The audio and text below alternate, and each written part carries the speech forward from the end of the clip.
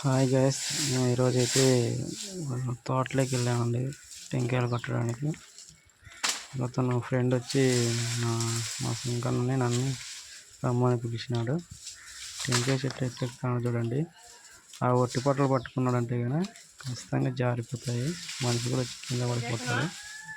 అందులో ఆ పచ్చి పొట్టలు కూడా ఆ కిందనున్న మొదల్లో ఉన్న మొదట ఉన్న కొమ్మలు పట్టుకున్నాడంటే అవి కూడా దుసిపోతాయి. సో అవి పట్టుకోకూడదండి. పైన దాని నుంచి రెండో ఉన్నాయి కదండి, ఇవి పట్టలు, టెంకాయ పట్టలు. ఆ రెండో పట్టలు పట్టుకుంటేనే గ్రిప్ దొరికేది. మొదటి పట్టలు పట్టుకొని ఎక్కాలని ట్రై చేయకండి ఎవరైనా కానీ.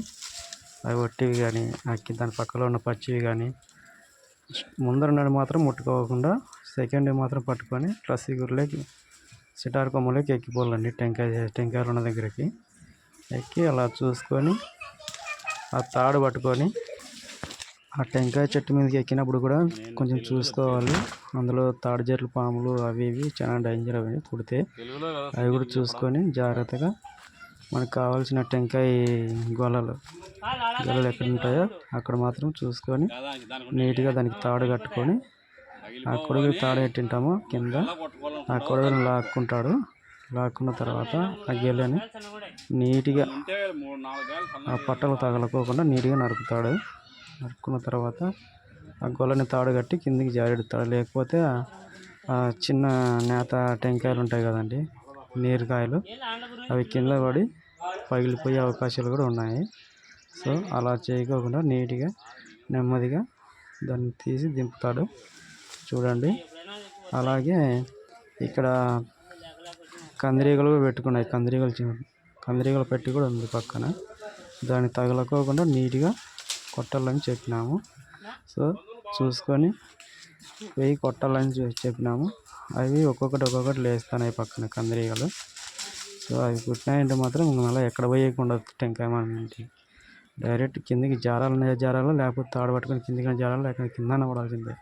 టెంకాయ మానలు కానీ తాటి మానలు కానీ ఎక్కితే కానీ జాగ్రత్తగా చూసుకొని చూడండి. ఎలా కిందికి వదులుతామో చూడండి, తాడుకు కట్టి అది ఎంత సున్నితంగా కిందికి జారుకొని వస్తుంది చూడండి. జారుకుంటూ వచ్చి కింద పడుతుంది. ఒక టెంకాయ కూడా ఏమి ఇది కాకుండా నీట్గా వచ్చి నేల మీద కూర్చుంటుంది చూడండి. తాడుతో నుంచి తాటికాయలు కూడా అలాగే దింపుకుంటే బాగుంటుంది. లేదంటే తాటికాయలు నంజర్లన్నీ పగిలి కాయలన్నీ పగిలి బయట నీళ్ళన్నీ కారిపోవడం జరుగుతుంది. సో అలా జరగకుండా ఇలా తాడులు కట్టి నీట్గా దింపుకోవాలి. చూడండి ఇంత బాగా కిందికి వచ్చి కింద దిగింది. అలాగే ఇంకొక టెంకాయలు పడతారు చూడండి పైన. ఆ చెట్లో మిగిలిన కాయలు కూడా కొడతానని చెప్తున్నాడు. ఆ తోట యజమాని నీ ఇష్టం కొట్టేసేయని అంటున్నాడు. చూడండి అక్కడ కందిరీగలు ఉన్నాయి. కందిరీగలు పెట్టింది అక్కడ పెద్దది. దానికి కొంచెం సోకినాయంటే ఇంకంతే సంగతి. పరిగెత్తాల్సిందే. ఎక్కడి వరకు తెగి లేదు. కుట్టించుకోవాలి, లేకపోతే పట్టలు పట్టుకొని కిందికన్నా జారాల. అదే రెండే జరుగుతాయి దాంట్లో. నేను తాటికాయలు వేదప్పుడు మేము కూడా అలాంటి సిచ్యువేషన్లో చాలాసార్లు ఇరుక్కొని కుట్టించుకొని కిందకి వచ్చి కింద కూడా పడినాము. 2-3 సార్లు కింద కూడా పడినామండి. సో టెంకాయలు కొట్టడానికి వెళ్తే చాలా డేంజర్ అండి. చూసుకోవాలి, అన్నీ చూసుకొని పని చేసుకొని దిగాలండి. వాళ్ళు ఇచ్చే కూలి కాదు ముఖ్యం, మనిషి ప్రాణాలు ముఖ్యం. ఇది జాగ్రత్తగా అట్లాంటి ఎండి పట్టలు మాత్రం పట్టుకొని దిగొద్దండి ఎప్పటికైనా చెప్తున్నాము. పైన